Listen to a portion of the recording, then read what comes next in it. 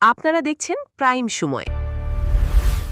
আমরা জানতে পারি যে তৎকালীন প্রধানমন্ত্রী বাংলাদেশ ছেড়ে পালিয়েছিলেন এবং শত শত মানুষের রক্তের মধ্য দিয়ে তিনি দেশ পার হয়েছেন।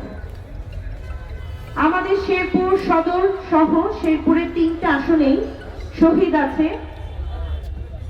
এবং আমাদের অসংখ্য জুলাই যোদ্ধা আমাদের শেরপুরের সন্তানরা আহত হয়েছে, অনেকেই বিকলাঙ্গ হয়েছে, কারো কারো চেহারা বিকৃত হয়েছে, কারো হাত পা ভেঙে গিয়েছে, আবার কেউ কেউ মহান আল্লাহ তাআলার কাছে চলে গেছে। তাদের কষ্টের বিনিময়ে আজ আমরা একটি স্বাধীন বাংলাদেশ পেয়েছি, যেখানে আমরা স্বাধীনভাবে কথা বলতে পারি। আমি, আপনি, আপনারা, আমরা সকলে আজ অ্যাটলিস্ট আল্লাহর অশেষ রহমতে জেলখানে তো আমাদের কারো যেতে হচ্ছে না। শেরপুর জেলায় শহীদ মাহবুব আছে, সবুজ আছে, সৌরভ আছে, এরা সহ 14 জন যারা শহীদ আছে তাদের আত্মার মাগফিরাত কামনা করি। আল্লাহ এদের পরিবারে, তাদের বাবা মার মনে শান্তি দেখ এবং এই দুঃখ, এই কষ্ট ভুলার তৌফিক মহান আল্লাহ তাআলা তাদের দেখ।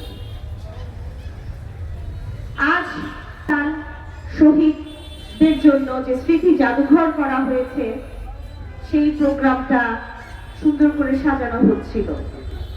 তখন মনে হচ্ছিল যারা আজ বেঁচে নেই তারা যদি আজ এই আনন্দ, এই উৎসব দেখতে পারত তাহলে তারা সত্যি গর্বিত হতো। কারো একক অবদান নয় এবং এই জুলাই আন্দোলনের কে সফলভাবে বাস্তবায়ন করার জন্য যেই ব্যক্তিটা পিছন থেকে, দূর দূরান্ত থেকে, শত শত মাইল দূর থেকে নির্দেশনা দিয়েছিলেন, তিনি আমাদের সকলের নেতা বর্তমান প্রধানমন্ত্রী জনাব তারেক রহমান। যার নির্দেশে যেভাবে আমরা পেরেছি আমরা মাঠে ঘাটে নেমে কাজ করেছি।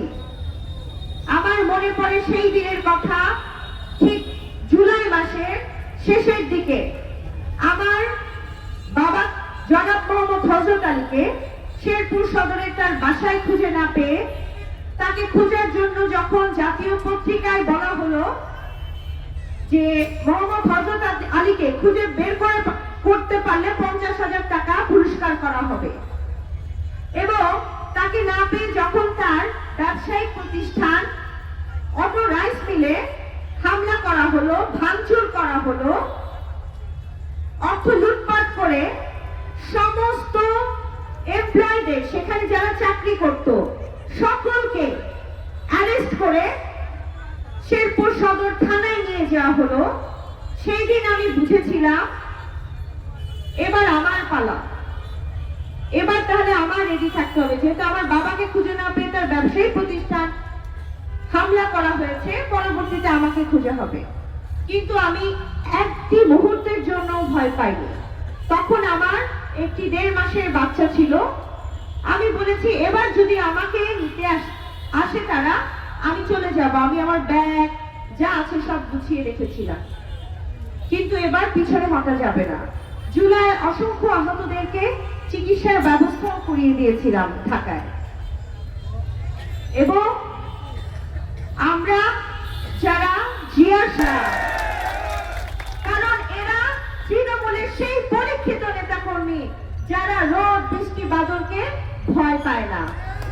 আজ সকালে মুষলধারে যখন বৃষ্টি হচ্ছিল আমি মনে মনে ভাবছিলাম আজকে হয়তো বা আমরা জুলাই আন্দোলনের এই গণ অভ্যুত্থানের এই অনুষ্ঠানটা আমরা করতে পারবো না, কিন্তু আমি দেখলাম এই বৃষ্টিতে ভিজেও শত শত মানুষ তার নিজস্ব ইউনিয়ন থেকে চলে এসেছে। শুধু তাই নয়, শেরপুর 2 আসন থেকে আমাদের সংসদ সদস্য ফাহিম চৌধুরী আঙ্কেলের সাথে তার নেতা কর্মীরাও চলে এসেছে।